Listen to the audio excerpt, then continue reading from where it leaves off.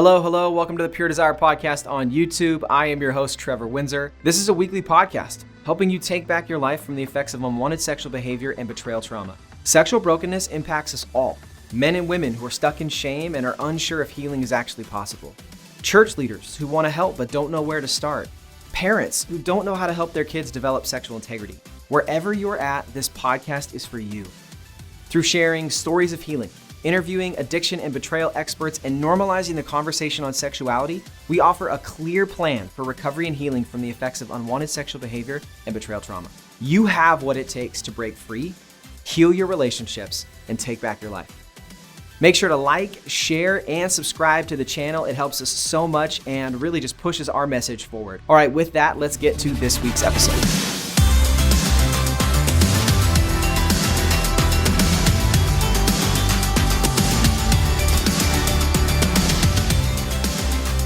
Marilyn Vancil, it is an honor and a privilege to have you with us. Welcome to the Pure Desire Podcast. Well, it's my honor to be here. Thanks for the invitation to be with you, find out more about what you're doing and the work that you're doing, and also share what I'm doing. So Absolutely. I appreciate it. Yeah, we have some connection here. Nick, why don't you talk about the connection a little bit, how we got connected with Marilyn? That was not on our list here, and I'm just trying to think what would make sense to our listeners. We have a mutual friend who was a mentor of mine and helped me walk through a lot of just personal growth using some of the Enneagram. And we had reached out to him about, hey, would you do a podcast? And he's like, well, if you're going to have a podcast on the Enneagram, you should just really have my friend Marilyn, because she's way better at understanding it and speaking about it. And so he made the connection, and now here we are. Yeah. So some of our listeners are going to be familiar. I mean, Nick, you and I have had conversations on the podcast where we, talked about our numbers and how the Enneagram has been helpful for us.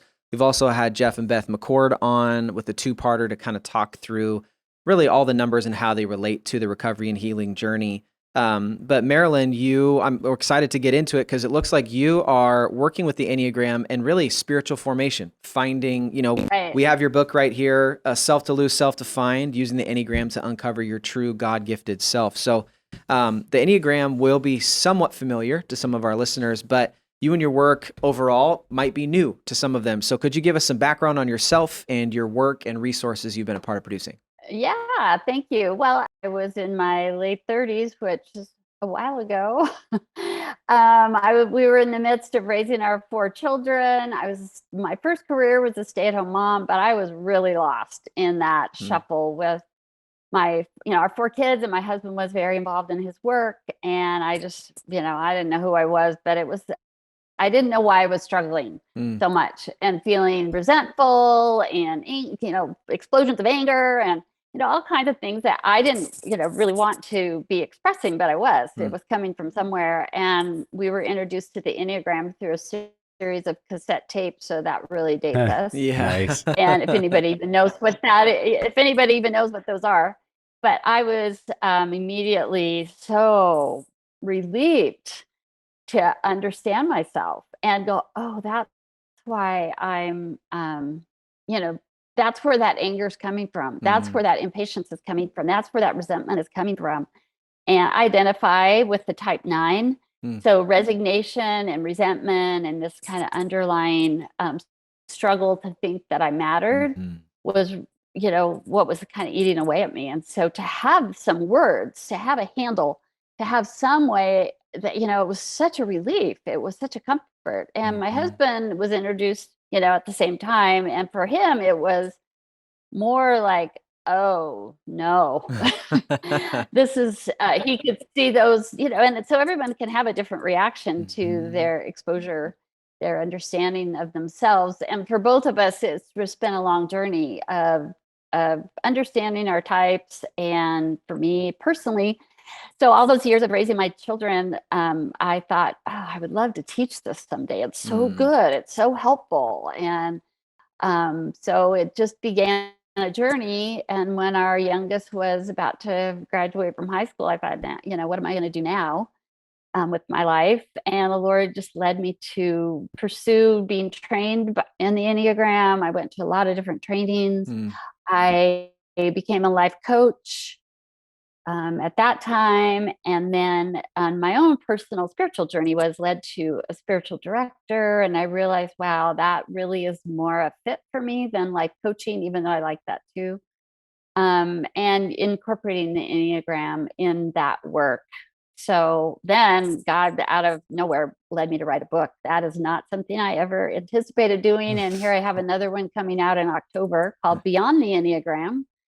And so that's pretty amazing to me that here I am doing this work at this time in my life. And I'm so grateful for it. Yeah, I think for us, Nick and I both, the Enneagram, well, I'll just speak more to my story when I was first introduced, it really did give me language. It helped me understand myself better. And, a pretty big name in the Enneagram world right now, Ian Morgan Cron, he said it this way, that when you learn your type, you find that you stop stubbing your toe on your personality.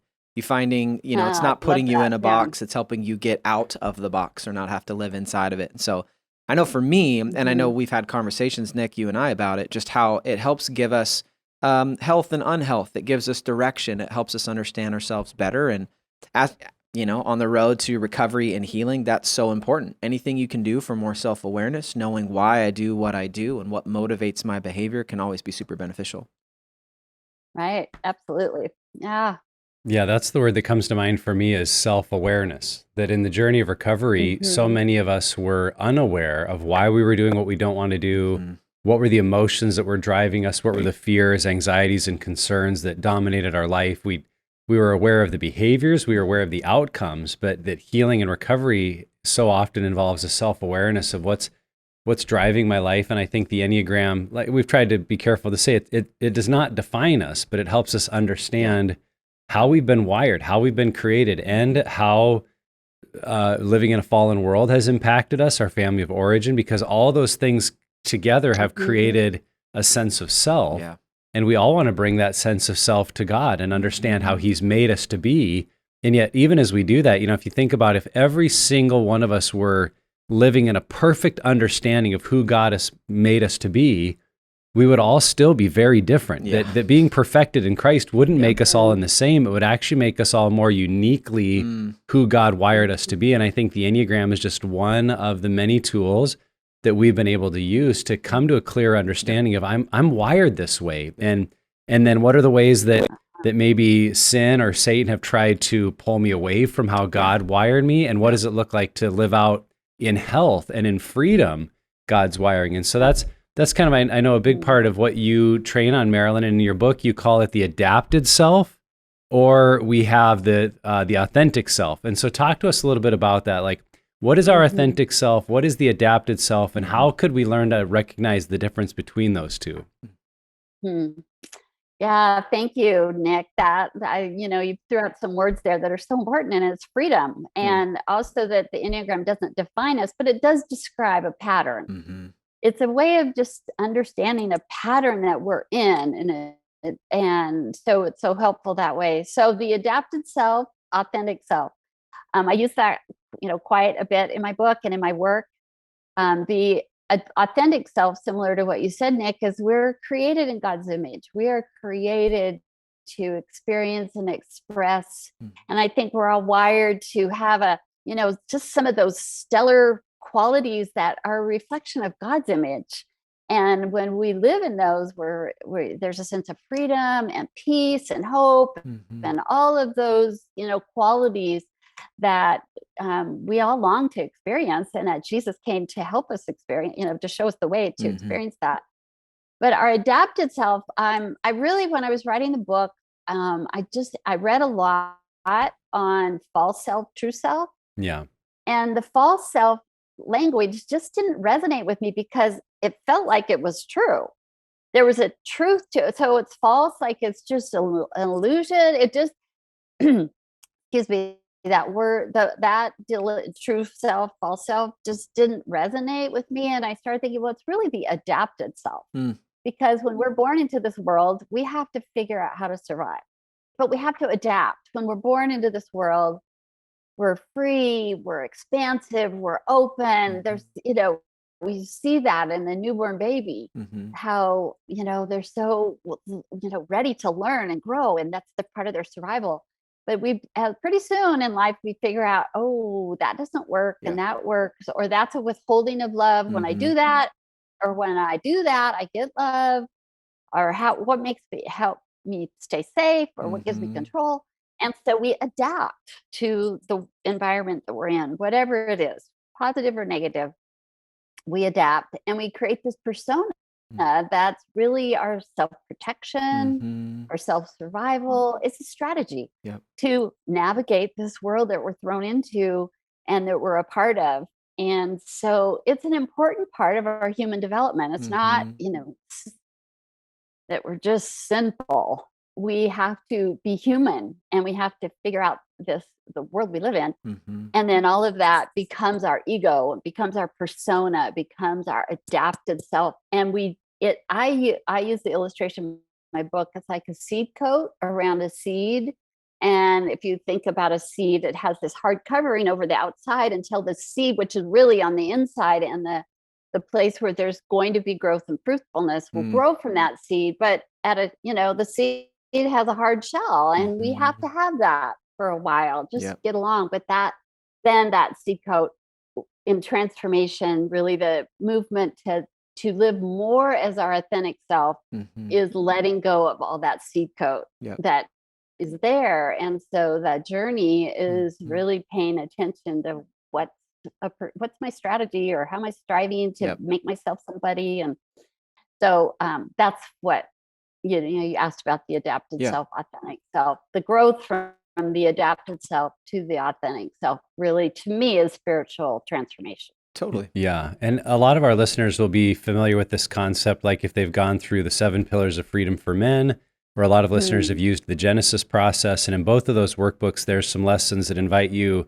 to look at what are the masks that I've worn, whether it's an entertainer, a performer, class clown, the victim, the just ways I've learned to kind of make it work. And I think that's one of the important takeaways of those lessons, is not to beat ourselves up or shame ourselves over this adaptive self or this mask, but to recognize, why did it work? Why did I learn that this was a way to either avoid pain or navigate life, or get a feeling of love or respect or appreciation? And then to me, the Enneagram helps kind of define why certain masks were so important to us. We see why, that's why I'm a performer. That's why I'm driven to do that. And rather than, again, shame ourselves over it, it's looking at why it worked and how we can grow and mature, that we could take off the mask. We could shed the seed coat and say, I don't need that to receive these things, because I'm learning to live out of a more true and authentic place. And so just to make that connection for a lot of our listeners, I think masks, false self, how we define it is maybe less important than recognizing these things worked for me, and how instead, in a healthy way, can I find these things. Yeah. And I love that, getting down to below the surface of why was that important to me? Why did it work for me? And often it's really identifying what is the false narrative that I've believed that led me to this, the lies, the deceptions, that this felt like it worked, and it kind of did work. And then it stops working after a while, and it really turns around and does the opposite of what you hoped it would, is it actually takes you out. Yeah, and we know that in the recovery world too, that we use our unwanted sexual behaviors, the things that are actually damaging our life, we use those as ways to protect ourselves. That is a part of our adapted self. They're ways to numb out the pain we've experienced, or the trauma we experienced in our childhood or family of origin. And so that's what I love personally so much about the Enneagram, is it puts a lot of language to what we already experience. And I don't think it's like there's no like perfect connection between, two systems or two approaches, but I do see tons of overlap with how the Enneagram helps us understand ourselves, and the ways that I love the word you use, like protect, because that's really what it is. My addiction protected me. My adapted self protects me from the pain that maybe I once experienced and don't want to again. So I love that overlap. But Marilyn, as we kind of continue how does, in your work and your experience, maybe even talk through how you discuss it in your books, how does the Enneagram help us understand ourselves, and what steps we need to take to get out of that adapted self and more into the authentic self? Well, I know that this is, a lot of what you do and what you encourage your people that follow you to do. that are in recovery and healing is really so important to pay attention to yourself, to know where your focus of attention is. That's a big piece of Enneagram learning, is the focus of attention, because that we have agency over. We can say, oh, wow, I'm really focused on getting this or doing this. And, each Enneagram type has a certain pattern of focus of attention. And then when we can identify that, we can shift our focus of attention really quite easily if we know that that's what we're doing. And so that's, to encourage, I always say you've got to pause. You have to pause, step back, not react, but take a breath and pause and go, what's going on inside of me? Where's my focus? What's happening? What am I believing here? What am I tempted to do, and why? So that is really a key to moving from that. Just the adaptive self is reactive. It's just acting out of reactivity, and to become a more receptive, responsive person is really the growth toward freedom, towards groundedness, towards living a more centered life, and more being able to live in that kind of freedom. So the other thing I was thinking about just this morning when I was preparing is, and I've never thought about this before in this context, but I was thinking about what we think about. Our minds are just the trap, where we get, a lot goes on. And I was realizing in Philippians 4, Paul talks about think on these things, think on what is pure and lovely and worthy. And I thought that's really thinking about our authentic self, thinking about what is pure, what is lovely about how God made me. It's not just out there, lovely, pure, wonderful, worthy of praise things, but what's lovely and pure and worthy of praise and admirable in me, that how God created me, and to focus our attention on that. Well, that's a big shift from, the false, I'm this and I'm that and I fail and I'm this, all the self-judgment that we pour on ourselves, and to be able to shift our focus of attention to how God made us and what's really good about how he made us, and how we can live that out. So that was an interesting thing to look at. That's cool for me this morning. Yeah. Just today, like, aha.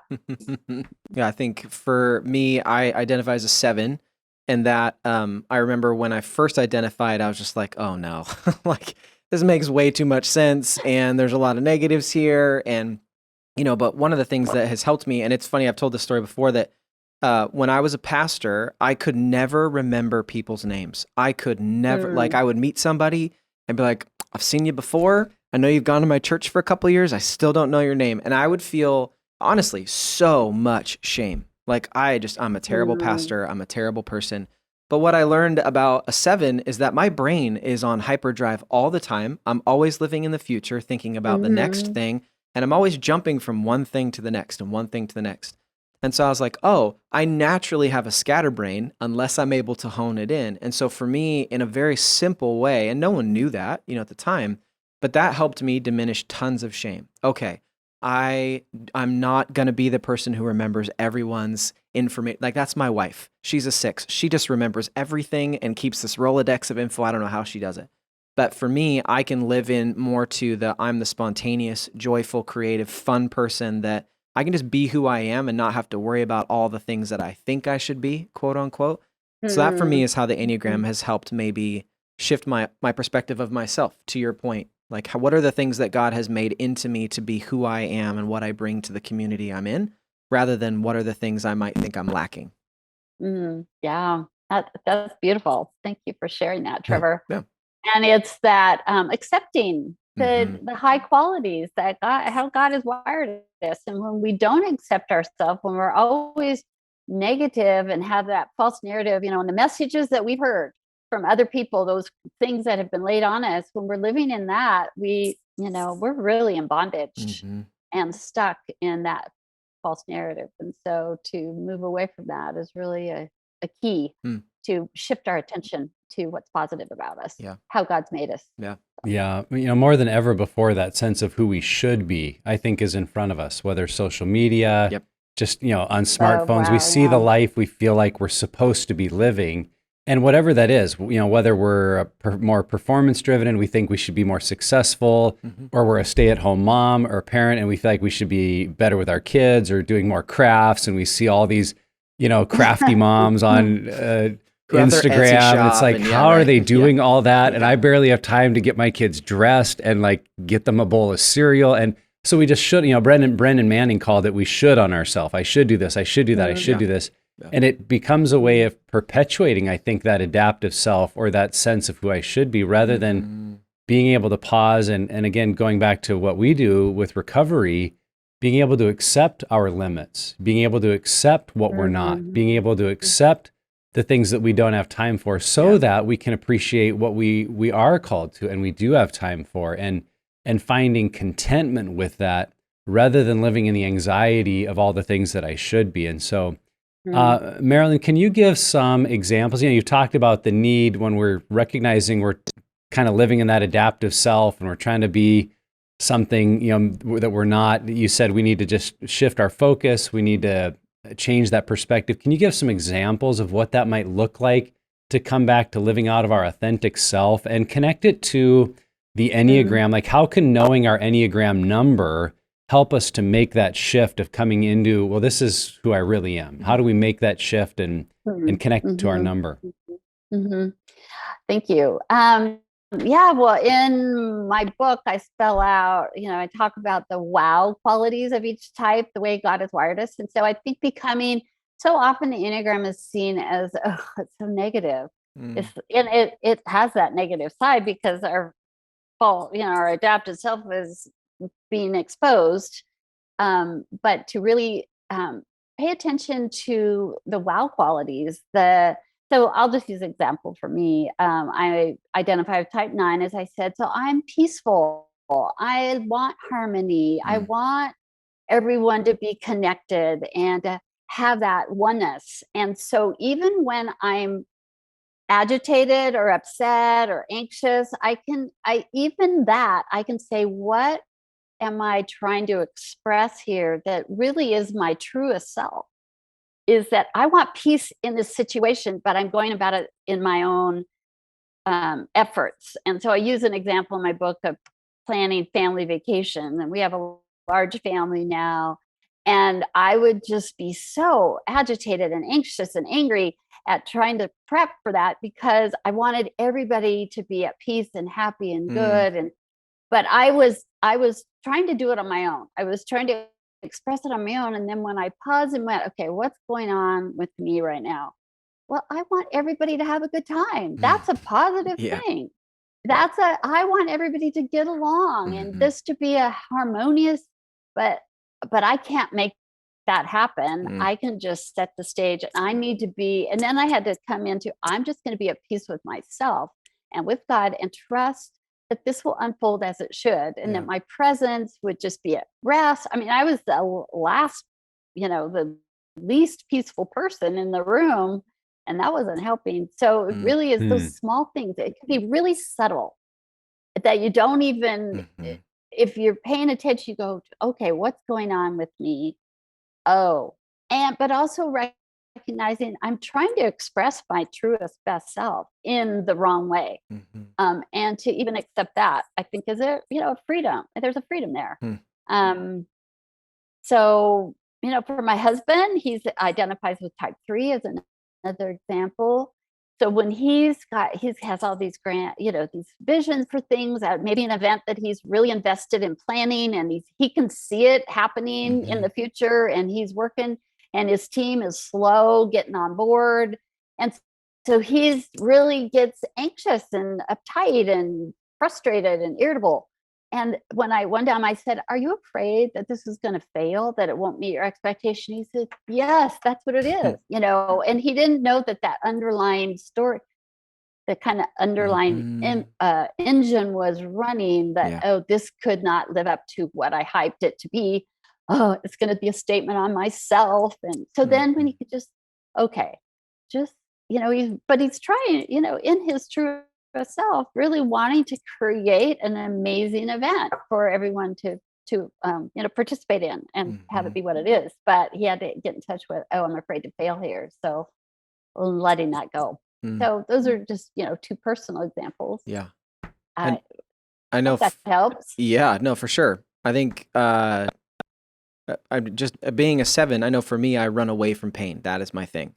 That's I do not like discomfort. I don't like being bored, because bored equals discomfort in my mind. I'm not good at small talk for that exact reason. But I've realized that for me, if I'm always running away from my pain, the pain, when I come back, it's still there. And so for me, I've learned that, and just learning, the Enneagram, that sometimes swimming upstream is actually the best thing for me, where I slow down and I'm able to be present and I'm able to sit with my emotions. Because for me, I think myself, that hyperdrive brain, like I think myself out of feeling my emotions because I'm afraid they'll be painful. And so if I'm able to actually sit in it, what I've found is that for me, that's actually how I avoid that pain. I'm able to process through it. I'm able to sit in there. And I've also noticed that something for me that I pay attention to is external. If I'm, acting a certain way, it's you can look at how it's impacting the people around you and make an assessment. Am I living in my adapted self or my authentic self? Am I pushing into community and drawing out what's best in people, or am I just getting people on my agenda so that I can accomplish what I want to accomplish? And case in point, my children. I mean, all you have to do is interview my 5-year-old and my 2-year-old, and they'd probably be able to say that.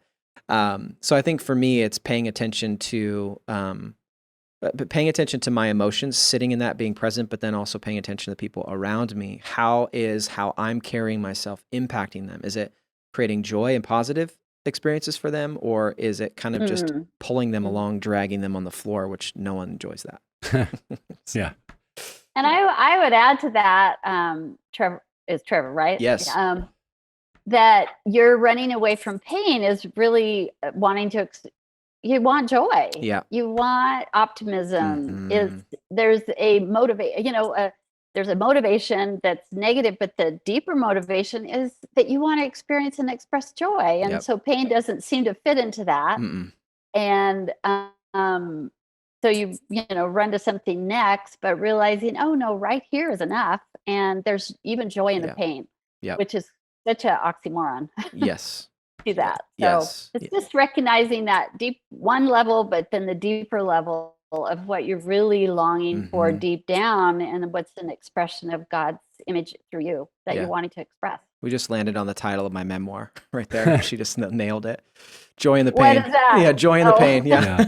Okay, there you go.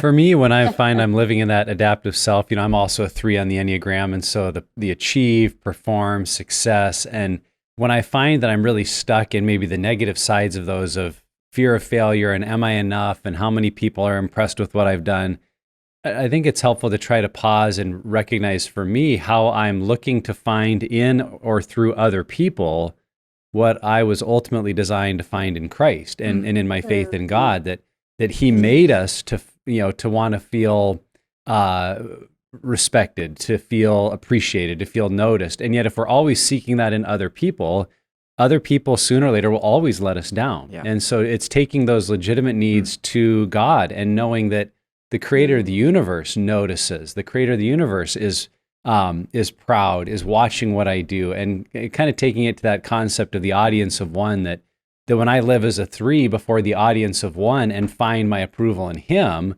then it frees me, I think, to use the positive aspects of being an achiever for the good of others. Like, let's create great experiences. Let's do something together, and I'll lead the way.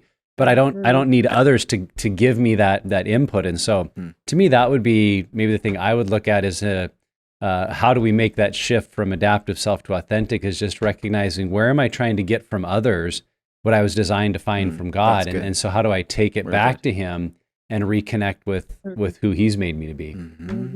Yeah, I love that. Your inherent value is already established. You don't have to try to create your own value. It's already established that God created you and made you and sees you as valuable beyond, anyone else, the same as anyone else. But that's where your value is. Yeah. And it's already a done deal. So in the very beginning. Yeah, one of my favorite parts about the Enneagram is that it can be used, I think, very well and strategically for spiritual formation. I mean, the idea of becoming more like Christ, living into who God has created us to be, which is an image bearer. So, how do we incorporate the Enneagram in this process of, think, holistic health? I mean, we're talking spirituality, Mhm. emotional, sexual, all of that. How do we incorporate the Enneagram into our holistic health? I sent you Hmm. a new picture that Yes. you have, and this is developed in my new book called Beyond the Enneagram, An Invitation to Experience a More Centered Life with God is Mm. the subtitle. And I created, as in my work with the Enneagram, I started noticing there's really a limitation to what it can do. Obviously, we know that it's not God, and it's not the key answer to anything. Yeah. It's a helpful tool. But I thought, there's a bigger story going on in our spiritual formation. And so this image has all these concentric circles, and it's really the movement from the authentic self to the adapted self. Well, the outside circle, and I have several different iterations of this Hmm. image or this new diagram in my book, which explains it more than the one simple one I sent you. Yep. Is that outer we're in the arrows. This is, I'm kind of changing up the Enneagram a little bit or adding to it. Is, the arrows around the Enneagram, they don't land anywhere. Mm. They're helpful and they're good, but I have arrows toward the middle. And in my first book, I developed that there's no place on the Enneagram where the spirit is um, illustrated. Mm. We have the head, heart, and gut intelligences, but where's the spirit? If this is a spiritual tool, where is the spirit? We have a spirit as Mhm, well mhm. that is in connection with God. So I put it in the middle. And so this new image has God toward the middle, and that we are being drawn always by God to be toward the middle, where there's pure love, pure hope, pure joy, Mhm. all of those things that then we can express out in our life. I hope I'm enticing you to look Yes. at my new image. I call it the drawing Mm. because it is a drawing, but it's the drawing of God. Yes. God is drawing us Mm. to him, to the center with him Yeah. always, even if we don't know that that's happening. And so the Enneagram sort of fits there in our journey toward the middle. Mhm. C.S. Lewis says, "Come further in." So many images are like, go to the center, go to the middle. God is calling us to the middle. And so the Enneagram is a tool that fits into that journey, but Yeah. it's not the be all end all, but it is, as we've already discovered and talked about, a great discovery tool. Mhm. And so it's part of the journey. It's not the full journey of spiritual formation. Yeah. It won't get us there. It has its limitations. And I think I created this drawing to Mhm. illustrate the bigger picture of spiritual formation that I think is Mm. really important and missing in the kind of classic Enneagram model. Yeah. So it's a movement toward the middle. Yep. And so that to me is spiritual formation. Mm. And the biggest thing is, which way are we turned? Mhm. Is our trajectory, at least, that we're turning our focus, like Jesus says, come to me, come follow me, come, the invitation. Are we turned toward that, or are we turned away? When we're turned away, our adapted self gets full reign. Mhm. And when we're turned towards God, we're on this pilgrimage of spiritual freedom Yeah. and spiritual, full union with God. So I hope, that it's a little more, explain it a little bit more, and Yep. obviously a lot more in my new book. But I think there was a need for a new picture, Yeah. a bigger picture of the spiritual journey than what the Enneagram itself provides. Mm. So that's Yeah. what I've created. So again, Marilyn, could you give some examples, like even as a 9 through your own Enneagram number, how would you approach that center, coming back to the heart of God and your true self as an Enneagram 9? Like, what would some examples of that be? Because I think that could help people really conceptualize what you're talking about here.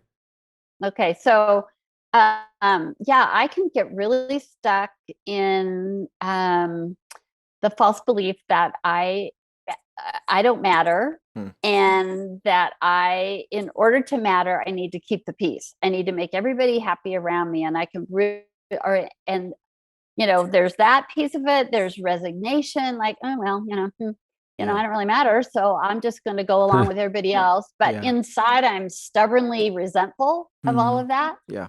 And so I know that I have nines have this disconnect between their outer and their inner, because there's this stubbornness going on, but there's just smile going on. Yeah, oh yeah, whatever. Inside, like, no way, forget it. I'm mad at you. Yeah. And so paying attention to that, I can look at, so where'd that come from? Okay, and looking at my family of origin, or looking at the patterns and things I started to believe, that why that worked, why that was my strategy. And really in this journey toward, um, I don't know how else to, it's so profound, but so simple, is just turning to God and turning my attention toward God, and just inviting. The thing is that, yeah, this is what I would say, is welcoming that part of me and welcoming God into it. So often in the Christian world that I was raised in, is we give it to God. We give it all to God. We just give it to God for God to deal with. But really, I don't know about you, but that doesn't actually ever work very often, because it comes roaring right back. And there it is That's again. right. And God, you take care of this. Rather than welcoming God into it. So when I'm feeling resigned or angry that I don't matter, instead of passing it off, because I don't like that. I don't like that feeling. God, I just welcome you right into this resentment or resignation. And Lord, be with God. Jesus said, I'm with you always, even to the end of the age. So God is with us in that. And there's something that just dispels it. When God enters into it with us, that he's there with us. I see this all the time in my work and spiritual direction when I meet with people. We pause and say, okay, what's the feeling you're having? Where do you feel it? And what's it like for you to welcome God into that place? That's good. And it's like it just transforms it into something. And then there's space for God to speak and to heal and to be present to it and shift it. There's just a transformation that happens. Yeah. It's a mystery how it all works. I would say the welcoming is a really big piece. Welcoming ourselves, welcoming it, also welcoming what our experience is, rather than pushing it away or feeling shame, as you said earlier, or being anxious or putting ourselves down. Say, okay, here it is. There's that lust. I welcome it. What's it like to welcome lust? We don't, or welcome any those feelings, and welcome them so that they're there for, and welcoming God right into it. So I think that's a big step. So yeah. I think that's really good. It makes me think of something you've talked about on the podcast, Trevor, that a lot of Christian preaching can break down to: God is good, you're not, go try harder, go be better. And I think what you just described, Marilyn, in that process that many of us go through when we realize, okay, I'm buying into a false belief, I'm living out my adaptive self, and maybe in health and recovery, we're starting to have an awareness of where it came from. But then that can be kind of a guilting moment, like, okay, I need to stop doing that. Here, God, you take it, and I'm going to go try harder not to do that anymore. Right. And then, as you pointed out, like, we usually just come right back to it, and we're in it again, and it doesn't change. Right. Versus going through that process of recognizing the false beliefs, becoming aware of maybe where it came from or what's driving it. But then, rather than shaming or guilting ourselves, just welcoming God into that with us and asking for him to lead us through it and explore what do we need to do with it, feels like a much more transformative process than just, trying to give it to God and hope it goes away. It's having him meet us in the midst of the very things we're experiencing and letting him teach us, letting him train us for what needs to change, what steps to take next. And I really like that approach. That sounds good to me. Yeah, it's very, God is amazing. What he but he can transform the water into wine. You can we just see the example of Jesus all through the scriptures, how he transformed. And people came to him desperate and eager to let him transform. And so that's part of the journey, is just welcoming the presence of Jesus, the power of God, the love of God, right into the middle of our yuck. Yeah. It's funny too. I was thinking about that passage, like, continue to work out your salvation with fear and trembling. The passage does not say, and then let God work out your salvation. He's got it. There is an active participation that we have in that. And I think we need to remember that we walk in step with the Holy Spirit as we're developing as followers of Jesus. He's not just doing the work and we're on autopilot. Like, God doesn't have full control of the joystick. You could argue me theologically, but the way we experience it, I don't feel like God has the joystick and is moving my life around. Like, I am active in that as well. And so I think we need to, that's just the picture that came to me just from Paul's words, that we have an active role in that as well, as we look inward and invite God into those spaces and work together to then develop. Yeah, absolutely. So, Marilyn, you've coached so many people in this area, and how have you seen having an awareness of our Enneagram number could help us in healing and recovery? When you've coached people in this, what has helped them connect their Enneagram number to a process of healing and recovery in their life? I think it really is that catching yourself in the act. And as you said earlier about you realize you just stub your toe against something, and stopping and welcoming, pausing, and letting God transform it. It's such a mystery to me. It's not formulaic, as we know. Yeah. And each person's story is unique to them. And there isn't kind of a one size fits all in this journey of life and this pilgrimage toward the center with God. And just, it's waking up the awareness, and it's just goes so much to me. The Enneagram is helpful, but it's God who does the work. It's the Holy Spirit that does the work. And the Enneagram gives us a language, but it certainly isn't the spirit. It's not. And so I really, quite frankly, the reason I wrote the new book Beyond the Enneagram is I saw all these limitations, and that we can get stuck on thinking knowing our Enneagram type is going to free us, and it doesn't.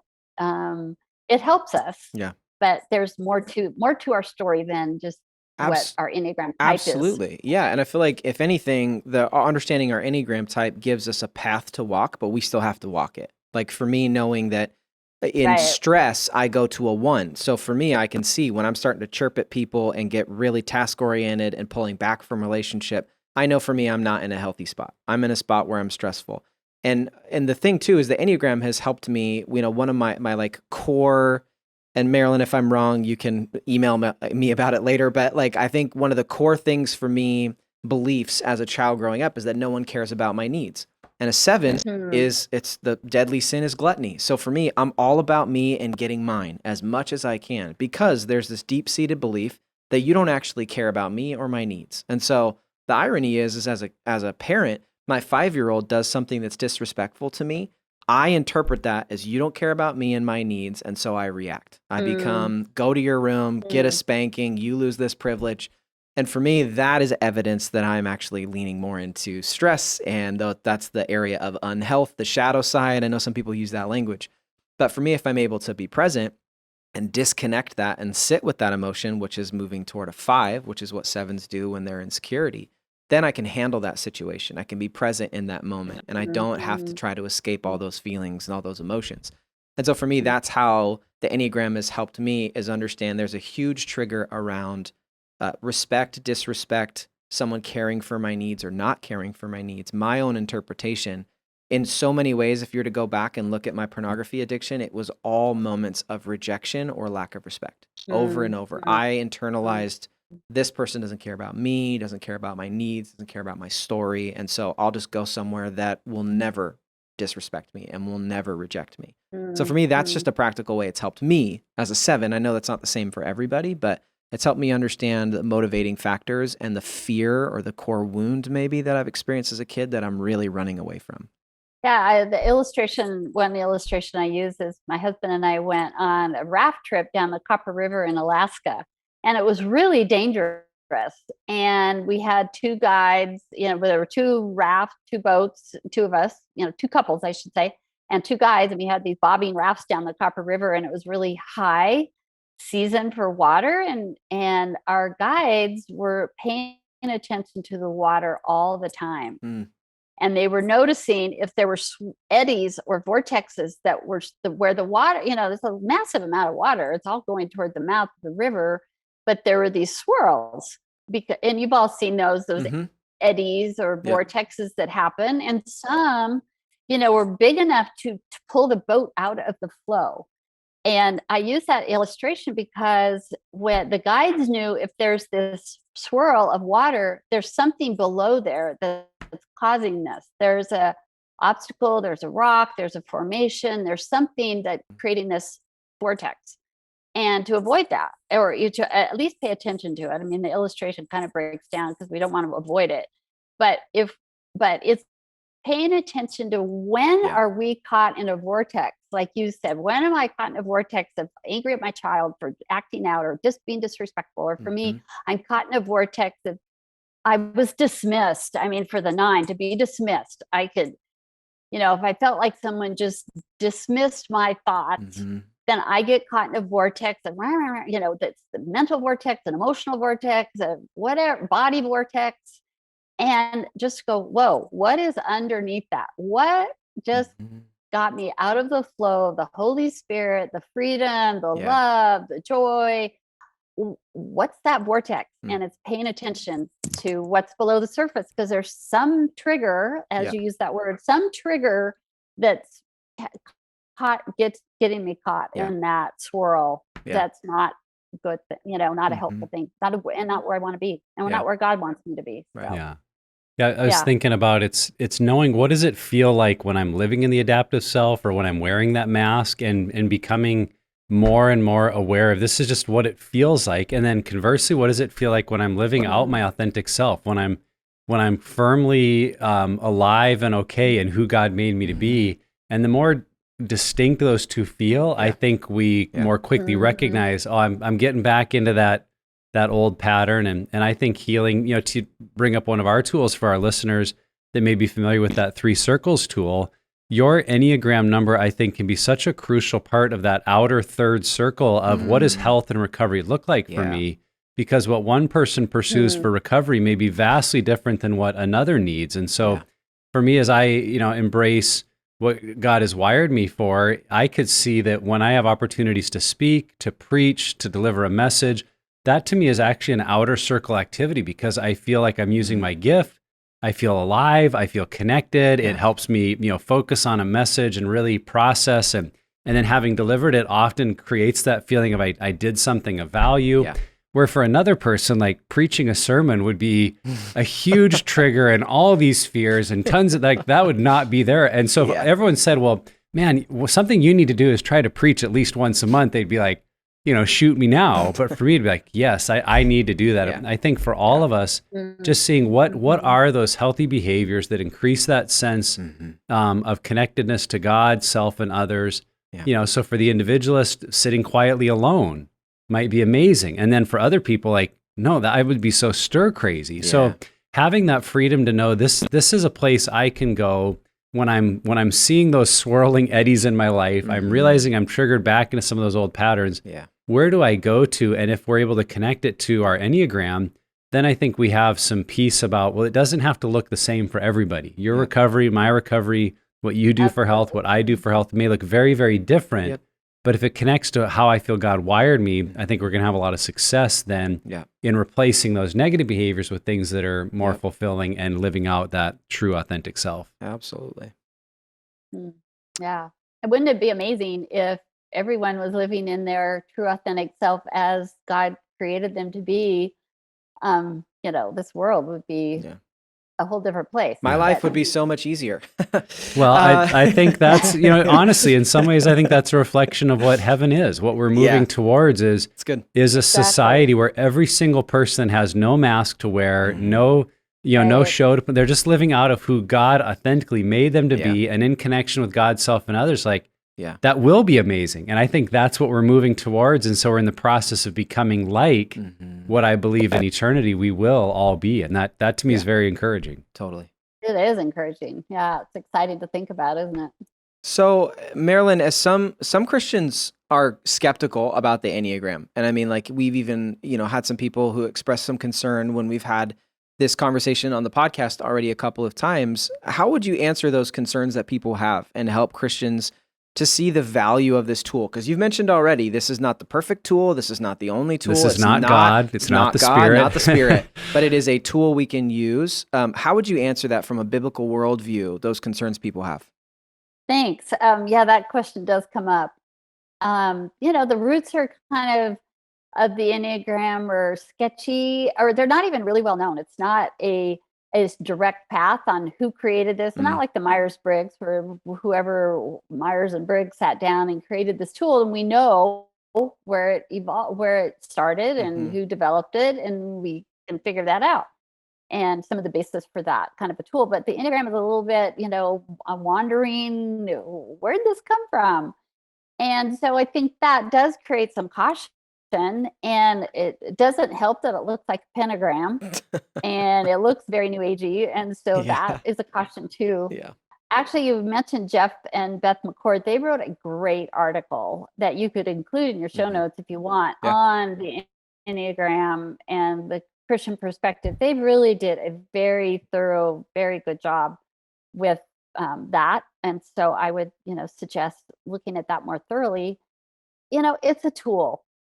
I personally don't care about the roots of it. And so it's hard for me to get into that question. I'm just be honest, it really, it's helpful. It's something good, but you can't put too much weight on it in terms of this is the be all end all answer to the biblical, the Jesus-centered life. It's a tool, and it's a really powerful one and helpful. But even, just and kind of narrowing our perspective down to, only 9s do this, or, this is what I do when I'm healthy. And this, I call it a bounded set approach in my new book rather than a centered set approach. It can become a bounded set. And so I think there is reason to have caution. Yeah. But I think the whole title of my book, the title of my first book, Self-to-Lose, Self-to-Find, was based on that reality that Jesus said, and this was such an aha moment for me. Jesus said, if you save your life, you'll lose it. If you lose your life for my sake, you'll find it. And I went, there's a self to find? I was so taught that it's all about losing the self, losing the self. And when I woke up one morning and said, that's the book I'm supposed to write, I thought, well, the Enneagram could be a helpful tool on defining the self to lose and the self to find. It's a helpful instrument in the hands of God to teach us and lead us. And I just, like I said, I just am not one of those that worries about where the Christmas tree developed from, so I should have one. That kind of thing. That's good. I just don't put a lot of emphasis on that. Yeah, totally. You're spot on. It's a tool, and how the tool is used, I think, really determines the value, because a tool can be used for evil and a tool can be used for good. I was thinking about as you were talking, something as simple as the candle. I've seen a lot of movies that candles can be used in a lot of evil ceremonies, seances, practices. And so we could look at that and go, oh man, a Christian should never burn a candle. Yet at the same time, the candle's been a beautiful representation of light in our world, and lighting the Advent wreath and lighting candles as a part of our coming into prayer and God's presence. So it's the same medium, but what are you using it for? What's the purpose of it? And I think you could use the Enneagram to kind of remove God from the picture and create kind of a very humanistic, I think, worldview. And some people have done that. And maybe that's why there are Christians that feel like, oh, we better be careful with it. But at the same time, what I see is we know God created humans with personalities. God made us with distinctions and differences. And so the Enneagram is one of those tools that tries to help us, and not perfectly. And I think that's where people have pushback too, is like, well, don't put me in a box. Don't put me in a category. It's like, yeah, you're not like perfectly any of them. But if you can kind of understand yourself through this lens, Yeah. and it brings greater self-awareness of what are my traps, what are the things I'm tempted to buy into about my value, worth, and identity, Yeah. and what does it look like to just relax and be who God made me to be. If your Enneagram number and understanding can heighten that, well, then it's a tool being used for really good purposes. And if it doesn't have overtly evil things about it, like God uses that. Yeah. You know, a hammer can build a house, and a hammer has been used in violence. So Totally. it's the hands that it's in and the purpose for it. And I think you explained that really well, Marilyn. Yeah. So we're not going to make everybody happy. No. But I think that's the heart of this podcast. Just how do we help? And there's a caution about idolizing it too much. Totally. Like depending on it as the defining tool of understanding yourself is, it can be used in even, for good in the wrong way. Totally. In that way, by idolizing it, making it too much the answer. Like everything I do is about my Enneagram type. Well, not really. Right. It has an influence, but it doesn't describe everything about me. Yeah, my therapist says that therapy is someone helping you put language to your experience. And I think that the Enneagram can be used the same way. It's just putting language to what we experience internally, externally, and can just use it as that tool. And not everyone gets therapy. Not everyone has to use the Enneagram, but it is a tool that can help put language there. Although I think everyone could value from therapy. 100%. And candles. If you don't like candles, who are you? Get out of here. Send them all to me. Absolutely. I will take them all. So Marilyn, in your work, you do have a pathway to freedom that you have called Own Up. Can you walk us through the path that you lay out? What does that look like to own up as a way towards freedom? Yeah. And thank you. I developed this part of what people are cautious about, I think I meant to say too, in the Christian world, or at least in the evangelical world that I've been a part of, is that we aren't taught that it's okay to be self-reflective. We that was like, no, that's too self-oriented. And so we didn't have I wasn't taught a lot of skills with that. And so I developed this tool just to, kind of guide the process. And it's called Own Up. And it really helps us own up to our best self and own up to when we're in our adapted self. And so it's an acronym for observe, which we've talked about earlier, talked about already, just the importance of observing. Like, wow, I'm angry, or I slammed the door, or I'm really uptight, or I'm envious, or whatever. Just pause and be observant, and just from a neutral, non-judgmental, not shaming, just like, I'm angry, or I'm lustful, or I'm whatever, and observing that. And then welcome is the W, own up. And we talked about welcome already. And that to me that shifts it all if we welcome. And then to name, and this is where the Enneagram is so helpful, is just name what's going on here. Name, and I have a lot of, in the and people can download this on my website too, just the form and some questions and that's, what giving more definition or more words to what's going on and naming it. What am I afraid of? What am I avoiding? How am I trying to express my best self in the wrong way? Those kind of questions. And then the U is to untangle and really paying attention. It's like a ball of yarn that's all tangled up and in a knot. And you have to find the one thing that's, if you get that one loop, then you loosen that up and everything else kind of falls away. And so it really is kind of, what is the gist of this in this situation? I felt dismissed, for me. Okay. The key is when someone said that to me, I felt dismissed, and that makes me feel like I don't matter. So that's the loop. So then I can release that and say, I do matter. That's a lie. And I can let it go with God, part of that. And then when you let go of it, the P is possess what comes, because something new will come into that void. So I've let go of this lie that I don't matter, that I was triggered to believe. And what does God, something new comes in. It could be peace. It's a new idea. it's an awareness. I do matter. Yep. And God, thank you that you love me so much and I do matter. And actually, I think I'm going to talk to that person. I may have some resolve to that tricky situation that I found whatever, but to possess what God gives you in that moment and it's yours. And it's a gift from God, but that comes into that void that when you've let something go, then there's space for that. So it's in that spacious place. So that's own up. That's good. Observe, welcome, name, untangle, and possess.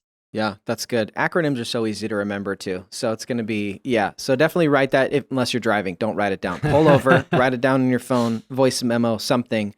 Well, it sounds like a great tool to download as well, just to walk through that when you're in the midst of knowing I'm triggered by something, I'm stuck in something, really healthy. Yeah, that's a really, really good. Yeah, and it's approach. good it's good in the moment, but it's also good for reflection. Like, whoa, why did I get in a fight with that person, or what was, and to reflect back, like, oh, that's what was going on. Yeah. So it's a good reflection tool for later, after something's happened and you're kind of wondering, what? Ooh, I don't feel good about that. Something happened there. Let's unpack it. And totally. God, you and I, we need to unpack this and see what was really going on below the surface. What was that vortex about? Yeah. Marilyn, we've mentioned it already a number of times. Your new book, Beyond the Enneagram, an invitation to experience a more centered life with God. Why don't you just tell us about it? Where can our listeners find it, pre-order it? Why should they buy it? Just take the shot here. Yeah, no, I'm really excited about it. Coming out, it will be released in October of 2022 this year. So, but it is on, you can pre-order it on any place, I think, especially, I know it's on Amazon. Got it. So it developed out of me seeing the limitations of the Enneagram. And also in my first book, I mentioned the spiritual center that nobody else has really placed anything in that middle space of the Enneagram. So I thought, well, it feels like the spirit belongs there. And then the more I've, thought about a centered life with God. And so I just really developed that and explained this new drawing. But I also, the second half of the book is, so much of this, the spiritual life is movement towards being drawn to God. It's a movement. It's not I'm here, now I'm here. It's like our pilgrimage is our life journey. And so I break down some of the movements we can experience, like moving from what I am to who I am, moving from reactive to responsive, moving from bondage to freedom. I mean, these are all scriptural content, and from shakeable to unshakable, from burden to rested. The glory to glory is the last one, which is my favorite. Yeah. And this is where God is moving us from something to something. Yeah. And so I just spell out and I fill it in with lots of stories of people I meet with, my own life. It really is, I use the metaphor, it's like a pot of soup. This book is, and it's really bringing in all the ingredients that have been meaningful to me and stories of other people, and just putting it in a pot and it simmers, and hopefully it's a nourishing meal for the soul. Yeah.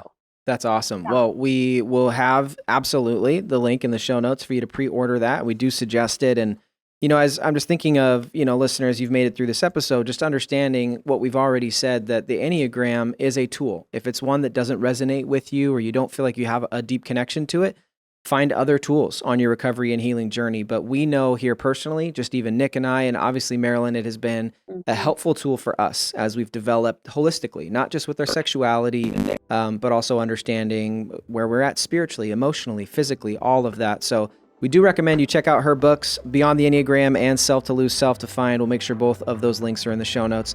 Marilyn, thank you for what you do. Thanks for, we love the integration, using tools to help apply what God has done for us and the love he has for us. And so we just appreciate you, your work, and your time with us today. Well, it's an honor to be here, and thank you for what you're doing as well.